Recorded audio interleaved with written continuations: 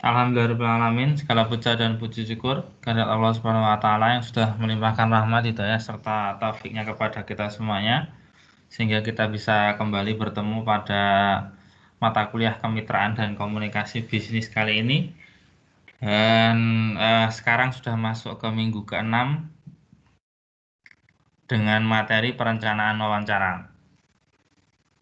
Kemudian untuk materi dari saya atau blok pertama itu nanti akan selesai pada hari ini. Minggu depan nanti akan ada mid test ya. Dan mid testnya ini karena nanti dilakukan pada tempat yang sama, oleh karena itu nanti dari semua kelas harapannya nanti melakukan ujian mid testnya itu atau tengah semesternya itu berbarengan gitu ya. Jadi tidak per kelas karena nanti tempat ujiannya di my class-nya itu hanya satu.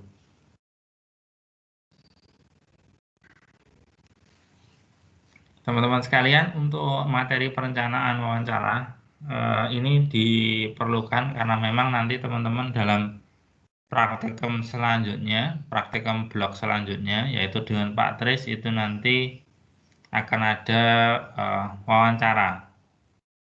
Tapi untuk teknisnya nanti silahkan menunggu instruksi dari Pak Tresnya terkait dengan praktikumnya yang blok 2. Kalau dari Pak Tri sampai saya itu blok pertama nanti sampai di mid test di minggu depan.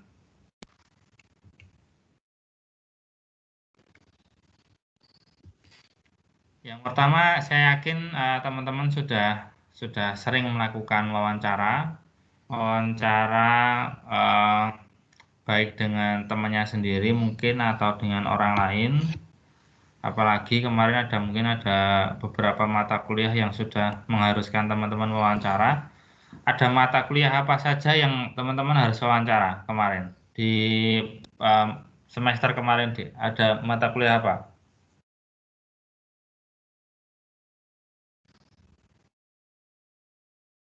Halo, halo, yang di MS Team,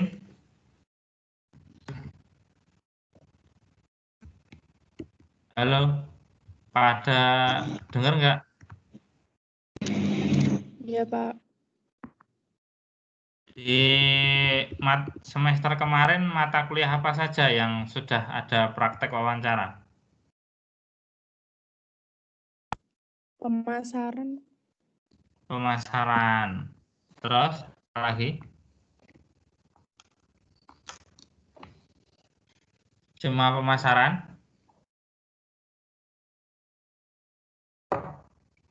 Mata kuliah yang lainnya nggak ada?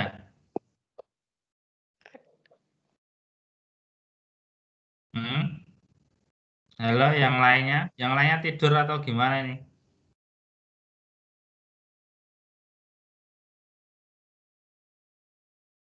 Halo, yang lainnya? Kayaknya cuma pemasaran doang kok, Pak. Enggak, yang lainnya nggak ada itu, nggak ada wawancara. Ya nggak ya apa-apa ya kemarin, Pak. Lupa, Pak, mata kuliahnya apa itu. Yang wawancara sama pedagang itu loh. Bukan pemasaran itu. Kalau pemasaran tuh wawancara sama petani yang pas di Kulon Progo itu nggak sih? Oh iya. Nah, untuk yang praktikum-praktikum sekarang ya mungkin nggak ke petani lagi karena masa pandemi ini. Oke. Karena memang teman-teman sudah ada yang praktek wawancara di dalam berbagai kesempatan ya. Saya yakin tidak hanya di ketika praktikum, tapi mungkin di kesempatan yang lainnya teman-teman juga pernah mempraktekkan wawancara, mungkin dalam konteks formal ataupun informal gitu ya. Terus dalam langkah wawancara itu ada berapa? Yang pertama yang perlu diperhatikan adalah tujuannya apa. Ya, apa yang ingin kita tanyakan. Tujuannya harus jelas karena memang nanti dalam menyusun kerangka wawancara, pertanyaan itu nanti jelas gitu ya. Arahnya jelas, tidak kemana-mana gitu, nggak jelas. Contohnya ingin tanya terkait dengan kemitraan yang dibangun oleh sebuah perusahaan. Ya berarti nanti kan pertanyaannya terkait dengan yang kita wawancarai itu, pertama adalah profil perusahaan dia, kemudian proses kemarin dalam membangun kemitraan itu bagaimana, dimulai dari apa, respon dari yang diajak bermitra bagaimana, kemudian bentuk surat kontraknya, kontrak kemitraan antara dua mitra itu bagaimana, kan arahnya seperti itu. Terus mungkin kalau beda lagi ketika teman-teman wawancara untuk penelitian ya terkait dengan petani ya. Tujuannya apa dulu? Tujuannya semisal untuk analisis usaha tani, berarti kan nanti mulai dari input, output itu semua ditanyakan. Tapi kalau tujuannya motivasi atau persepsi, pasti kan pertanyaannya berbeda lagi. Lebih ke kualitatif yang dikuantitatifkan gitu ya. Selanjutnya langkah wawancara adalah dari mana kita akan memulai gitu ya. Dari bertanya apa dulu? Apakah bertanya terkait dengan profil perusahaannya terlebih dahulu, ataukah mau tanya terkait dengan kemitraannya sudah terbangun berapa banyak gitu ya?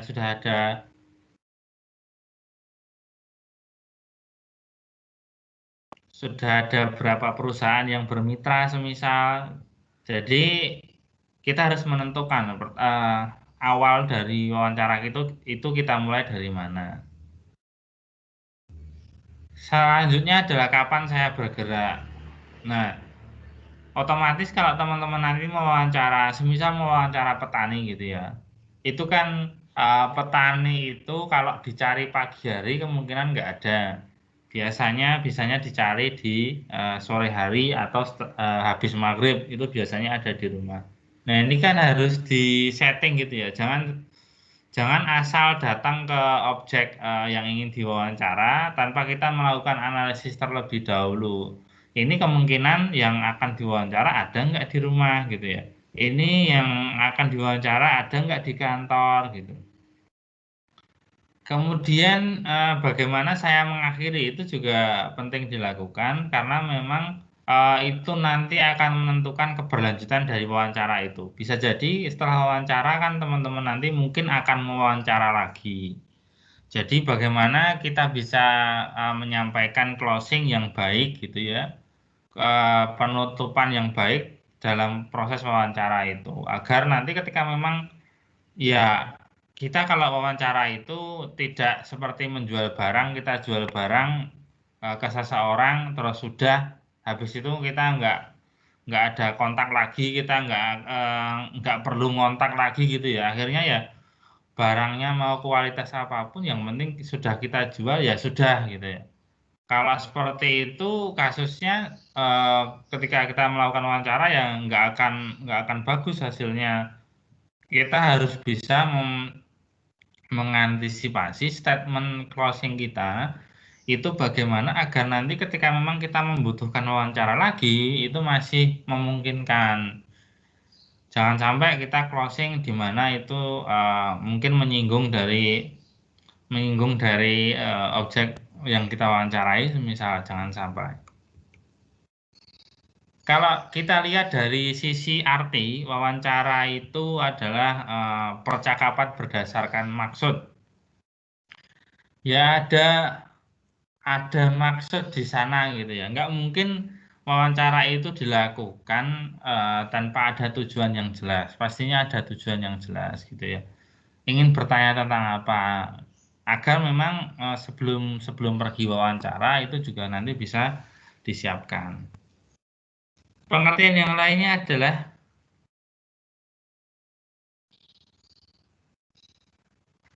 adalah proses diadik atau two-way communication relasional dengan tujuan yang telah ditetapkan terlebih dahulu, dirancang untuk mempertukarkan perilaku dengan melibatkan tanya jawab gitu ya. Jadi ada proses komunikasi dua arah yang diikat oleh sebuah tujuan gitu ya. Kemudian itu dilakukan dalam bentuk tanya jawab. Tanya jawab itu ya harusnya lebih baik dipersiapkan karena memang nanti biar wawancara yang dilakukan itu lebih terarah. Kalau nggak disiapkan nanti ya wawancaranya akan terlalu melebar semisal. Coba kita lihat tujuan dari wawancara itu sendiri. Yang pertama adalah untuk mendapatkan informasi, yaitu pewawancara mengumpulkan fakta, pendapat, atau sikap. Gitu ya. Jadi ketika wawancara itu ya intinya menggali informasi apa yang Bapak lakukan, apa yang menurut Bapak seperti apa gitu ya. Jadi lebih ke arah mengumpulkan informasi dan pertanyaan-pertanyaan otomatis itu kan menyesuaikan tujuan. Kalau mendapatkan informasi pastinya kan apa yang Bapak lakukan, pendapat Bapak seperti apa gitu loh. Kemudian tujuan selanjutnya adalah memberi informasi. Memberi informasi itu lebih banyak dari si pewawancara itu menyampaikan informasi-informasi. Nah, bagaimana caranya agar sebuah wawancara yang tujuannya memberi informasi itu masih bisa tanya jawab? Ya bisa saja. Pertanyaannya kan bisa diarahkan semisal apakah Bapak tahu tentang ini gitu kan. Nah, nanti kalau si yang diwawancara itu menjawab, oh ya betul itu Bapak dan sekarang ada tambahan informasi terkait dengan bla bla bla bla gitu ya. Jadi bisa jadi diarahkan pertanyaannya seperti itu dengan tujuan yaitu memberikan informasi. Tujuan selanjutnya adalah membujuk pewawancara mencoba mempengaruhi sikap dan perilaku responden. Ya dengan membujuk itu ya bisa jadi prosesnya adalah sebuah wawancara agar agar yang objek dari yang kita wawancarai itu semisal mau membeli produk kita atau agar dia mau gabung ke grup kita dan sebagainya. Selanjutnya tujuan wawancara itu adalah memecahkan masalah. Pewawancara dan responden itu secara bersama-sama mengidentifikasi sebab-sebab atau masalah dan mencoba untuk mencari permasalahannya, pemecahannya. Nah, ini kalau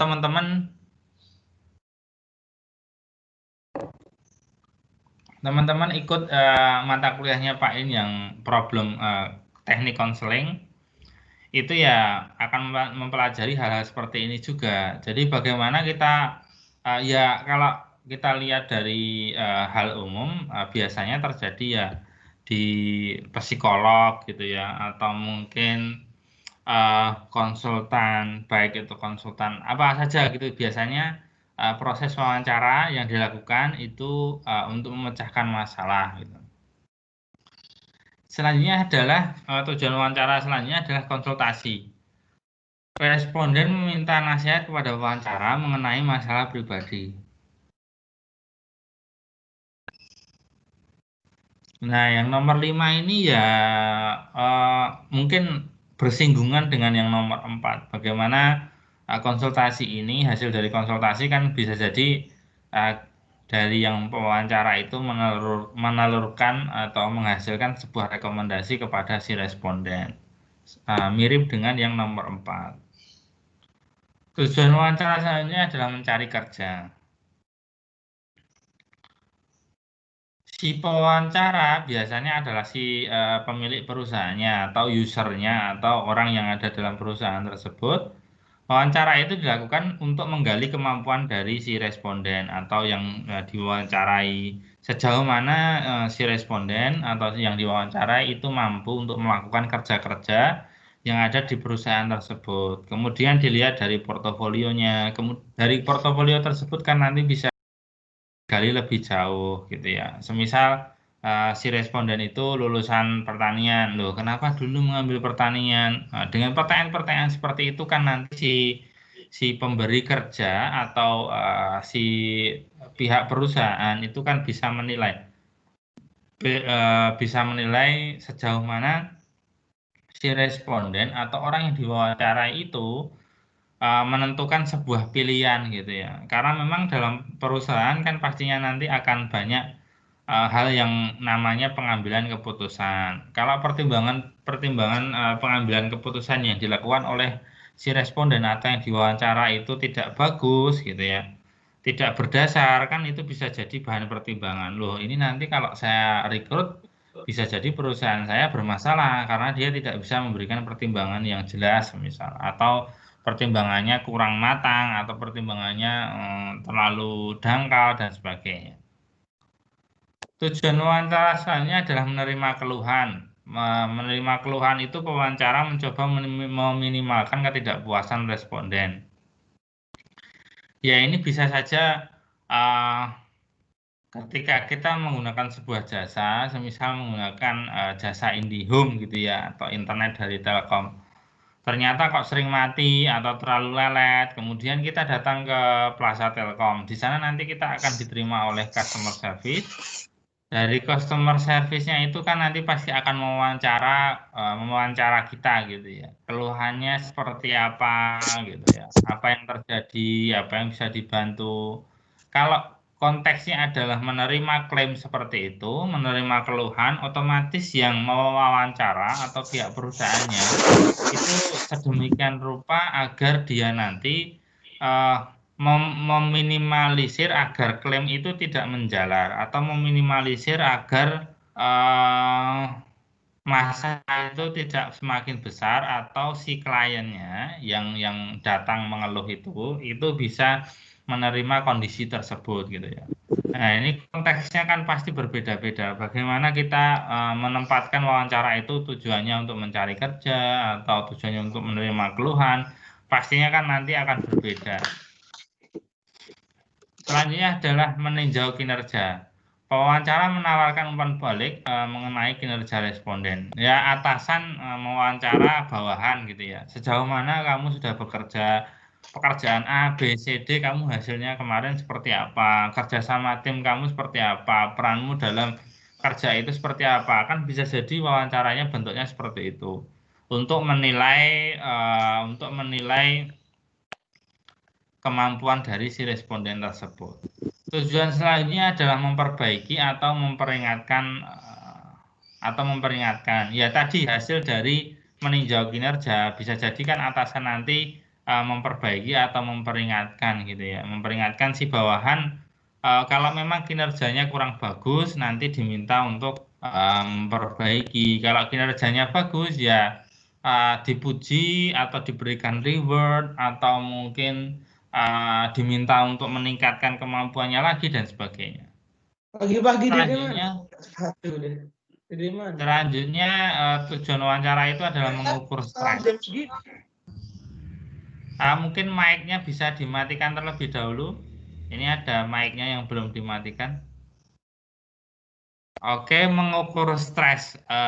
Tujuan wawancara selanjutnya adalah mengukur stres, yaitu pewawancara itu menentukan bagaimana responden berperilaku di bawah tekanan. Ya, bisa jadi konteks wawancara ini adalah kemarin dalam tugas itu, semisal atasan itu memberikan tugas yang sangat banyak dan diberikan deadline yang bertubi-tubi gitu ya. Tapi bisa jadi wawancara untuk mengukur stres ini dilakukan belum dengan memberikan kerjaan, tapi seolah-olah memberikan pekerjaan gitu ya.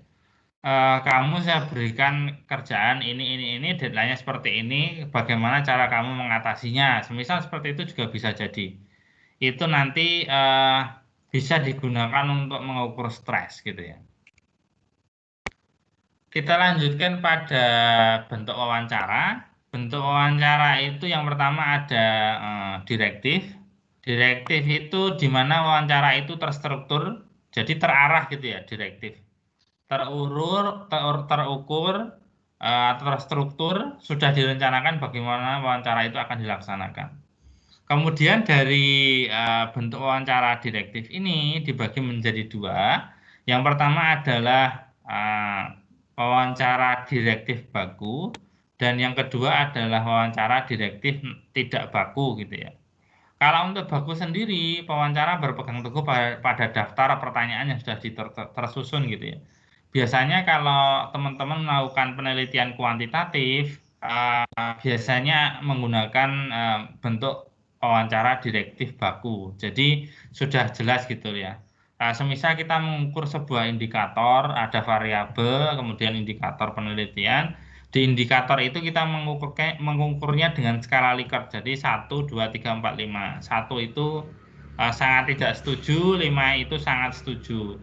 Nah, nanti kan kalau kita mewawancara petani atau objek penelitian kita, pastinya kan kita akan mengacu pada kuesioner yang sudah dibuat itu, di mana bentuknya baku atau pertanyaan tertutup gitu ya. Maksudnya pertanyaan tertutup, ya kita tanya, si responden menjawab, ya sudah, dan responden tidak bisa menjawab panjang lebar. Akan tetapi memang pesan saya, meskipun nanti teman-teman itu penelitiannya kuantitatif, jangan sampai nanti teman-teman hanya berpaku pada kuesioner itu saja. Bagaimana teman-teman bisa mengembangkan nanti semisal pertanyaannya semisal apakah Bapak setuju atau apakah Bapak setuju bahwa penyuluhan pertanian itu bermanfaat buat usaha tani yang Bapak lakukan gitu ya.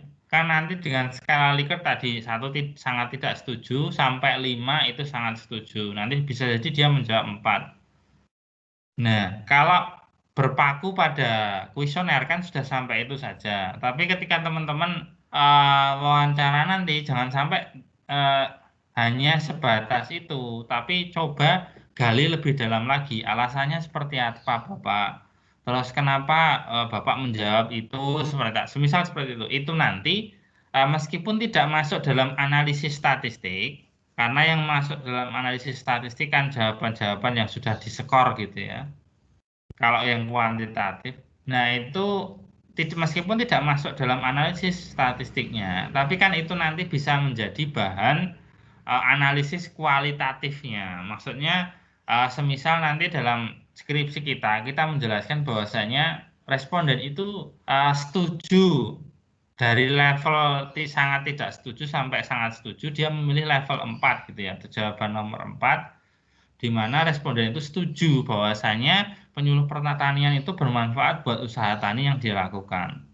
Nah, nanti setelah itu teman-teman kan bisa menjelaskan mayoritas responden menjawab tersebut karena bla bla bla bla gitu. Semisal penyuluhnya memang kompeten atau memang banyak program yang dibuat oleh si penyuluh pertanian dan sebagainya. Jadi jangan sampai teman-teman kalau nanti membuat sebuah kuesioner atau terjun ke lapang untuk wawancara, pertanyaannya itu tidak dikembangkan. Meskipun memang kalau penelitian kuantitatif, nanti proses mengembangkannya hanya tidak terlalu mendalam gitu ya. Tapi tidak apa-apa, itu kan nanti bisa jadi analisis kualitatif kita dalam membahas hasil penelitian. Selanjutnya bentuk wawancara direktif adalah tidak baku, yaitu terdapat keleluasaan pewawancara dan responden untuk menyimpang dari pertanyaan yang sudah tersusun gitu ya. Memang pertanyaannya sudah tersusun, tapi mungkin ada beberapa yang di sana itu pertanyaan terbuka dan bisa berkembang, kan bisa jadi. Dalam penelitian kualitatif pun itu biasanya kan si pewawancara itu sudah membuat guideline gitu ya, interview guideline atau question guideline, di mana di sana sudah tertera pertanyaan-pertanyaan pokok dari wawancara yang akan dilakukan. Tapi karena itu penelitian kualitatif, di mana biasanya penelitian kualitatif itu dilakukan secara in-depth interview atau interview yang mendalam gitu ya. Guideline question tadi kan bisa dikembangkan gitu ya. Semisal pertanyaannya A, nanti jawabannya B. Nah, dari B itu nanti bisa ditanyakan lagi, jawaban B nanti bisa beranak gitu. Jadi pertanyaannya sangat mendalam. Kalau semisal pertanyaannya, Bapak jenjang pendidikan terakhirnya apa? SD. Nah, dari pertanyaan tersebut kan nanti bisa muncul pertanyaan lain. Apa itu? Semisal kenapa Bapak jenjang pendidikannya hanya SD? Dulu seperti apa kebijakan pemerintah untuk pendidikan Bapak, kan bisa seperti itu gitu ya. Itu yang namanya pertanyaan penelitian kualitatif yang pakai in-depth interview. Ya, mirip dengan in-depth interview. Tapi kalau untuk in-depth interview itu lebih masuk ke yang bentuk wawancara non direktif, di mana wawancaranya itu ya sangat mendalam. Meskipun ya ini mirip-mirip dengan yang bentuk wawancara direktif tidak baku, karena memang sekarang orang kalaupun mau in-depth interview biasanya juga disiapkan terlebih dahulu question guideline gitu ya. At least itu merupakan kerangka berpikir dia. Kerangka berpikir dia untuk menemukan jawaban tujuan penelitian dia itu seperti apa. Nah, itu nanti diwujudkan dalam mungkin pertanyaan-pertanyaan pokok atau pertanyaan-pertanyaan inti yang nanti akan ditanyakan kepada responden. Kalau kita melihat dari sisi bentuk pertanyaan itu yang pertama terbuka tidaknya itu ada yang terbuka dan ada yang tertutup. Kalau terbuka itu tidak membatasi panjangnya jawaban responden. Tapi kalau tertutup itu bersifat spesifik biasanya membutuhkan jawaban pendek. Kalau tadi pertanyaannya terkait dengan peran penyuluhan terhadap usaha tani, tadi kan menggunakan skala Likert 1 sampai 5, itu berarti pertanyaan tertutup. Tapi kalau pertanyaan terbuka, semisal kenapa Bapak pada saat itu hanya berpendidikan SD gitu ya. Nanti kan si responden mungkin bisa bercerita pada saat itu semisal tidak ada biaya atau kebijakan pemerintah belum mengharuskan rakyatnya untuk pendidikan 9 tahun, wajib belajar 9 tahun dan sebagainya gitu ya. Kemudian bentuk pertanyaan selanjutnya adalah primer versus menyelidik. Kalau primer itu memperkenalkan topik wawancara bisa terbuka atau tertutup. Tapi kalau menyelidik pertanyaan yang mengikuti pertanyaan primer yang dimaksudkan meminta penjabaran. Ya tadi kita tanya pertama terkait dengan jenjang pendidikan itu primernya. Kemudian menyelidiknya ekor dari pertanyaan tersebut adalah semisal si responden itu menjawab SD. Pertanyaan menyelidiknya kan kenapa Bapak pada saat itu hanya pendidikannya SD gitu ya. Kenapa tidak lanjut ke SMP, SMA gitu ya. Nah nanti kan si responden kan bisa menjawab pada saat itu belum ada program wajib belajar 9 tahun semisal.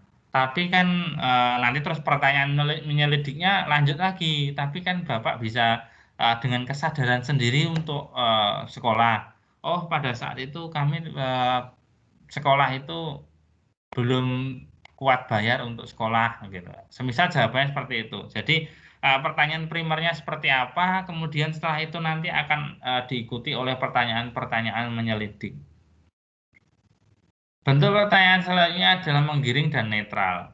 Kalau menggiring gini, teman-teman nanti kalau wawancara dengan petani, semisal petaninya itu tidak bisa menjawab pertanyaan dengan jelas gitu ya, atau lupa semisal Bapak kemarin mengikuti penyuluhan pertanian itu dalam 1 bulan berapa kali gitu ya.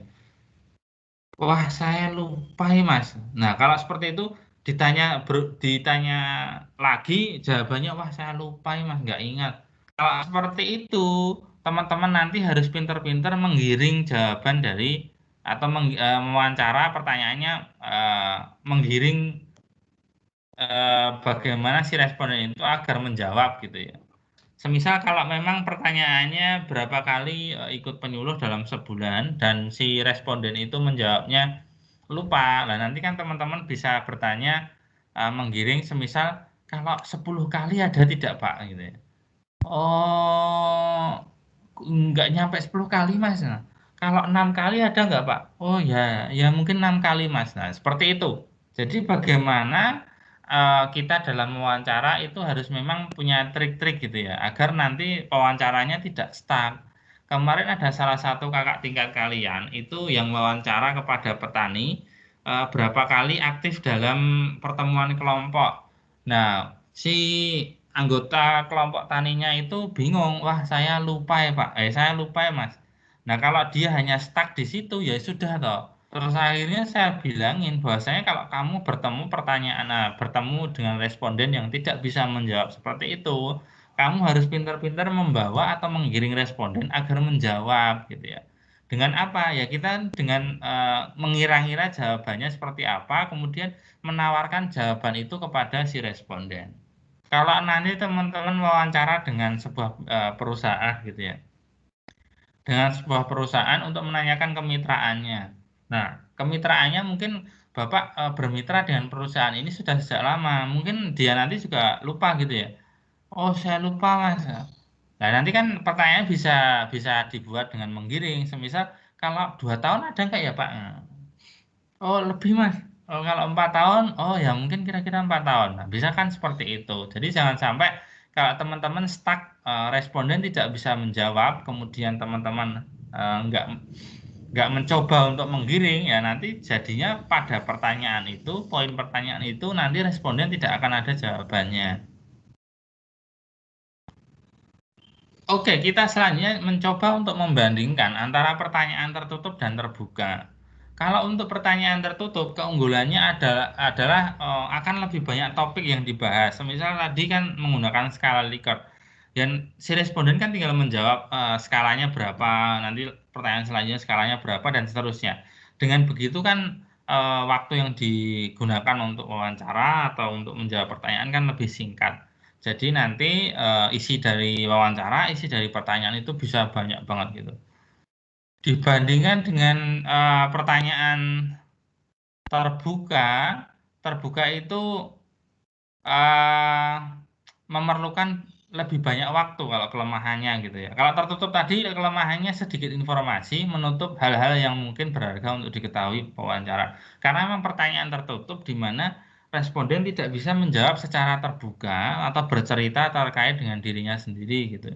Tapi keunggulan dari tertutup itu adalah pewawancara dapat mengendalikan, cenderung melegakan responden. Jadi ya lebih lebih terarah gitu ya, dan juga lebih waktunya lebih singkat daripada ketika memang pertanyaan terbuka. Kalau pertanyaan terbuka itu keunggulannya yang pertama adalah responden dapat menyampaikan informasi yang dianggap penting, perasaan, prasangka stereotip, kemudian pewawancara mengetahui kekurangan pemahaman responden. Tadi kalau pertanyaan tertutup kita tanya apakah Bapak setuju terkait dengan peran penyuluh pertanian terhadap usaha tani. Tadi kan jawabannya 1 sampai 5. Kan oke gitu ya. Tapi kalau pertanyaan terbuka nanti si responden tidak bisa menjawab, kan si pewawancara jadi tahu, oh ternyata responden itu kurang paham terkait dengan peran penyuluh semisal. Kalau untuk kelemahan dari pertanyaan terbuka adalah memerlukan banyak waktu yang dapat menghambat kemajuan wawancara, dan jumlah topik yang dibahas itu juga terbatas karena memang kan banyak ya, satu pertanyaan nanti bisa bermenit-menit karena nanti kan akan dikembangkan pertanyaan menyelidiknya itu akan banyak gitu ya. Ya ini kalau memang itu adalah pertanyaan terbuka, pertanyaan primernya satu, pertanyaan menyelidiknya nanti akan banyak banget. Nah, karena akan ngekor terus gitu ya, atau berkembang gitu ya. Pertanyaannya dijawab A, jawaban A, nanti ditanyakan lagi, jawaban B tanyakan lagi gitu ya. Kenapa seperti itu? Kenapa seperti itu? Atau mungkin nanti si pewawancara juga eh, bagaimana dia bisa kalau in-depth interview pertanyaan terbuka ya gayanya harus bisa mengembangkan pertanyaan menyelidik itu ya, kayak nginterogasi gitu ya, pinter-pinter kita untuk bisa membangun wawancara itu. Ada kalanya ketika kita wawancara ada pertanyaan itu yang bermasalah gitu ya. Yang pertama eh, membebani. Membebani ini ya bisa jadi pertanyaannya terlalu banyak atau mungkin pertanyaan-pertanyaannya yang sensitif gitu ya. Nah, itu perlu dihindari agar memang responden nyaman dengan wawancara yang kita lakukan. Kemudian pertanyaan yang bermasalah lainnya adalah mencurigakan, bersifat diskriminatif, tidak sah untuk ditanyakan, tidak ada relevansi dengan tujuan gitu ya. Ya, kalau seperti itu ya bisa dilakukan dengan bertanya kembali, memberitahu pewawancara untuk berbicara topik lain gitu ya. agar memang pertanyaan bermasalah itu bisa diselesaikan bersama gitu ya. Dan kalau memang pertanyaannya pertanyaan tertutup, itu ya mungkin hal seperti ini bisa dihindari dengan menyiapkan wawancara atau menyiapkan pertanyaan dengan lebih baik lagi. Tapi kalau pertanyaan terbuka, nah itu peran si pewawancara harus benar-benar disiapkan gitu ya. Bagaimana dia mengembangkan pertanyaan menyelidik itu agar tidak mencurigakan atau diskriminatif. Terkadang kita dalam wawancara itu juga ada respon yang tidak memadai. Ya tadi contohnya ketika kita bertanya berapa kali responden itu mengikuti pertemuan kelompok atau mengikuti pertemuan kelompok tani atau penyuluhan, jawabannya tidak ingat semisal. Hal-hal seperti itu memang akan ditemui. Itu adalah dinamika dari sebuah pengambilan data ke lapang gitu ya. Kalau jawabannya tidak ada, bisa solusinya itu dengan menyusul dengan pertanyaan terkait atau membuang tema. Atau saran saya ya tadi, bagaimana agar kita bisa membuat pertanyaan yang menggiring agar si responden itu mau menjawab gitu ya. Dengan tadi semisal apakah segini pertemuannya, apakah jumlahnya segini gitu ya, dengan digiring. Kemudian respon tidak memadainya adalah parsial. Bagaimana si responden itu menjawab pertanyaan kita itu tidak utuh gitu ya. Mungkin saja si responden itu kurang memahami apa yang disampaikan oleh si pewawancara atau kurang memahami isi dari pertanyaan yang disampaikan. Kemudian tidak cermat, kemudian terlalu verbal, itu juga respon yang tidak memadai dari responden gitu ya. Kalau tidak cermat itu ya bisa jadi responden itu ditanya A, jawabnya yang lain gitu ya. Kalau terlalu verbal ya nanti teman-teman pastinya atau kemarin sudah menemui bahwasanya ketika kita wawancara dengan responden itu nanti kan dinamikanya macam-macam. Ada yang menjawab secara singkat meskipun itu pertanyaan terbuka. Tapi ada responden yang dia itu suka bercerita gitu ya. Meskipun pertanyaan tertutup. Jadi ya bagaimana jawaban responden itu bisa disimpulkan oleh si pewawancara, kemudian nanti masuk dalam analisis kita.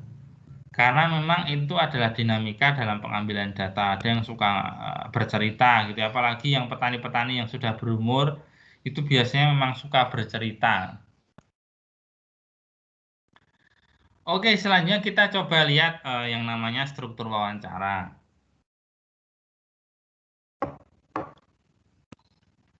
Struktur wawancara itu ada beberapa. Yang pertama adalah pembukaan, kemudian batang tubuh, dan kesimpulan. Teman-teman nanti dalam pertemuan ini, itu teman-teman diminta untuk praktikum membuat sebuah rancangan wawancara. Wawancara tersebut digunakan untuk blognya Pak Tris nanti terkait dengan eksplorasi usaha atau bisnis yang punya kemitraan gitu ya. Eksplorasi kemitraan di perusahaan gitu ya.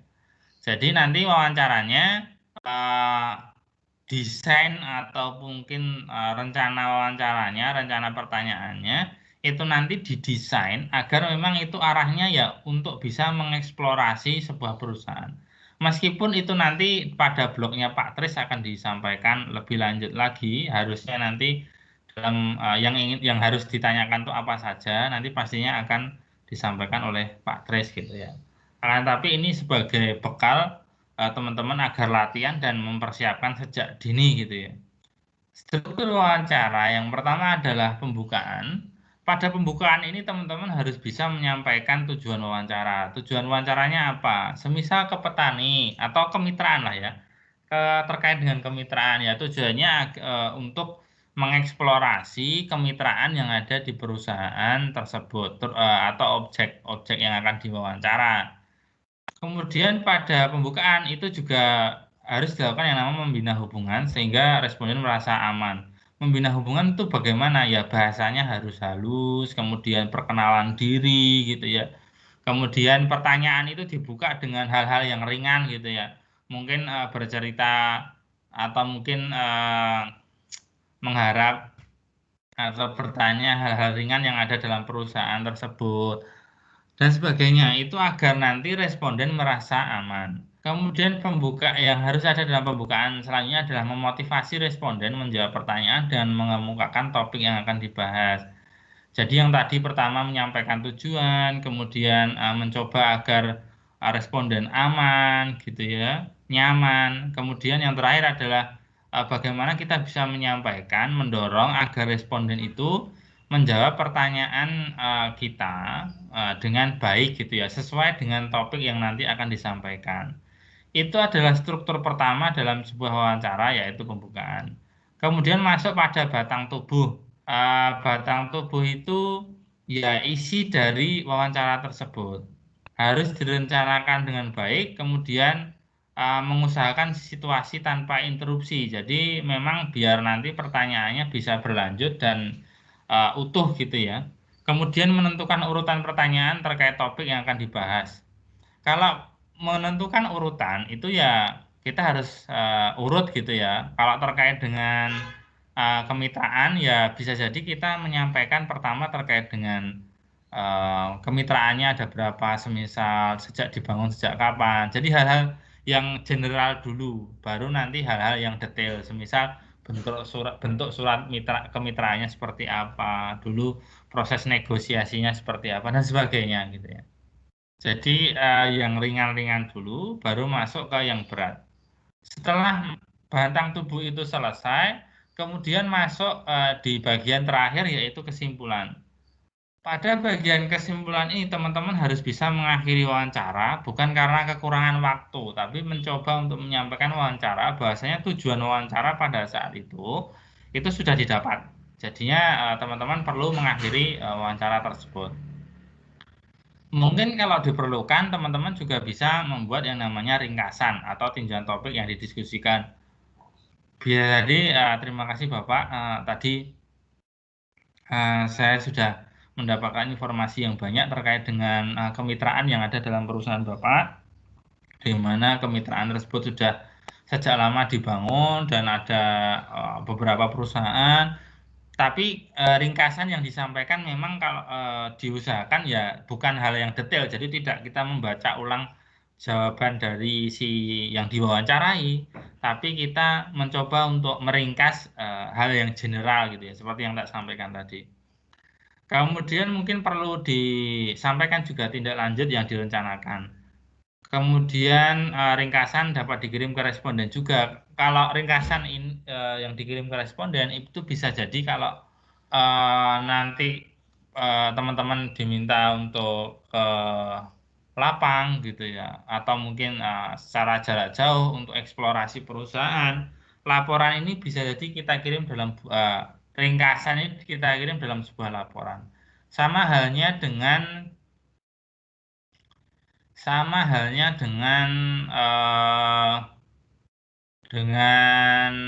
dengan petani gitu ya atau skripsi. Itu kan ringkasan itu bisa kita sampaikan dalam bentuk laporan skripsi gitu ya ke pemerintah desa atau ke yang lainnya.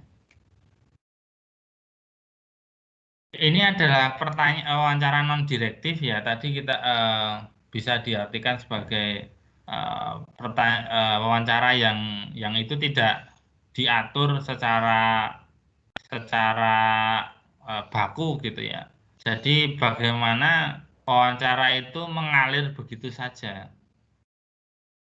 Tipe respon dari wawancara non direktif itu yang pertama adalah pemberian nasihat, ada penafsiran, ada pemeriksaan ulang, ada penentaman hati, ada paraphrasing dan sebagainya. Itu dilakukan dalam sebuah wawancara non direktif gitu ya. Mungkin nanti bagi beberapa teman yang berencana untuk penelitian kualitatif, wawancara non direktif ini mungkin perlu dipahami secara lebih jauh. Nah, kalau teman-teman nanti untuk eksplorasi kemitraan atau praktikum kemitraan ini, ya lebih ke sisi direktif tidak baku gitu ya. Jadi sudah ada guideline question-nya atau guideline interview-nya, kemudian dari situ nanti dikembangkan. Pertanyaan-pertanyaan menyelidiknya perlu dikembangkan. Ini adalah teknik paraphrasing. Teknik paraphrasing itu dilakukan untuk atau agar wawancara itu bisa mendapatkan respon yang lebih baik dari responden gitu ya. Itu pertama dilakukan dengan memusatkan perhatian pada perasaan, gagasan, dan pandangan responden. Jadi jangan sampai ya apa yang kita sampaikan atau apa yang kita tanyakan itu menyinggung responden.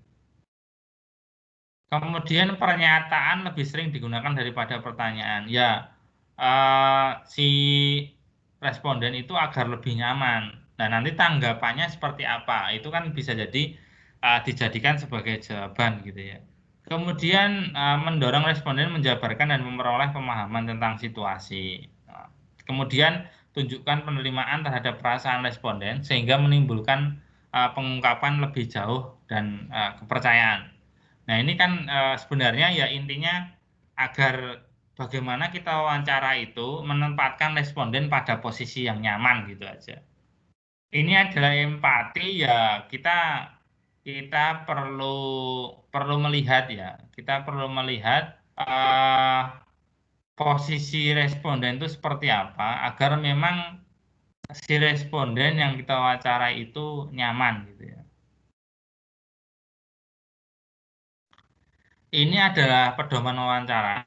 Ada beberapa hal yang perlu diperhatikan. Yang pertama ya rencanakan wawancara dengan hati-hati, kemudian ada lain-lainnya yang perlu digarisbawahi ya yang warna merah itu. Bagaimana wawancara itu disiapkan dengan hati-hati. Kemudian rancangan pertanyaan juga dibuat agar memang nanti wawancara yang dilakukan itu terarah dan sesuai tujuan.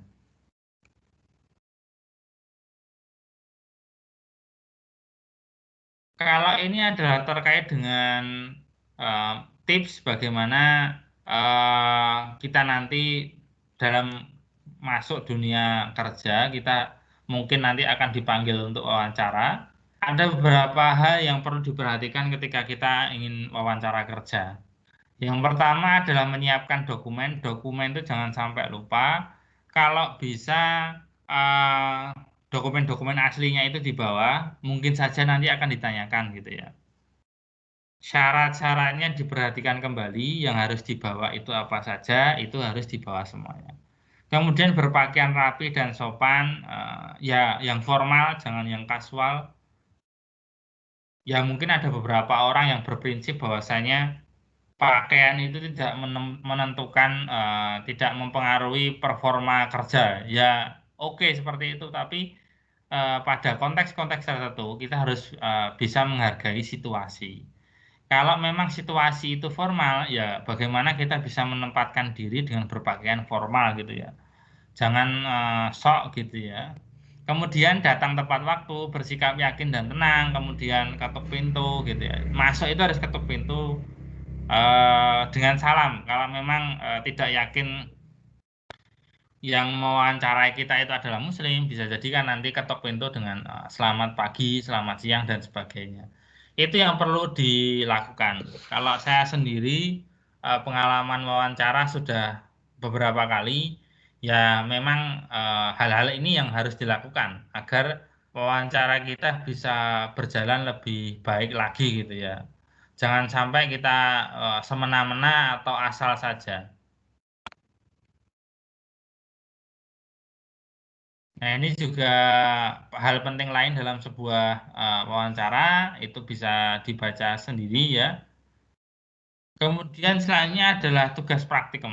Tugas praktikum dari masing-masing mahasiswa adalah mempersiapkan wawancara dengan responden, yaitu para pengusaha atau pemilik bisnis. Jadi target wawancara kalian itu ditentukan yaitu pemilik bisnis atau pengusaha, diutamakan bidang agribisnis. Sekalian saja teman-teman eh, mencari calon tempat teman-teman itu nanti eksplorasinya seperti apa. Meskipun masih menunggu nanti Pak Tres seperti apa, ya intinya teman-teman menyiapkan wawancara untuk bisa menggali informasi, tujuannya untuk bisa mengeksplorasi kemitraan bisnis yang ada dalam sebuah perusahaan. Kemudian mahasiswa menyusun rencana struktur wawancara dengan membuat daftar pertanyaan untuk wawancara terbuka tentang kemitraan bisnis yang dijalankan oleh pengusaha atau perusahaan gitu ya. Jadi nanti pertanyaannya adalah pertanyaan wawancara terbuka, kemudian dibuat pertanyaannya yaitu menjadi pertanyaan primer gitu ya. Kalau pertanyaan menyelidikkan itu dilakukan ketika nanti sudah pada saat hari wawancara gitu ya. Kita mewawancarai kemudian di tengah jawaban dari responden perlu kita selidiki lebih lanjut. Nah, itu pertanyaannya bisa kita selidiki lebih lanjut. Saya rasa dari saya cukup sekian materinya. Apakah ada yang ingin ditanyakan?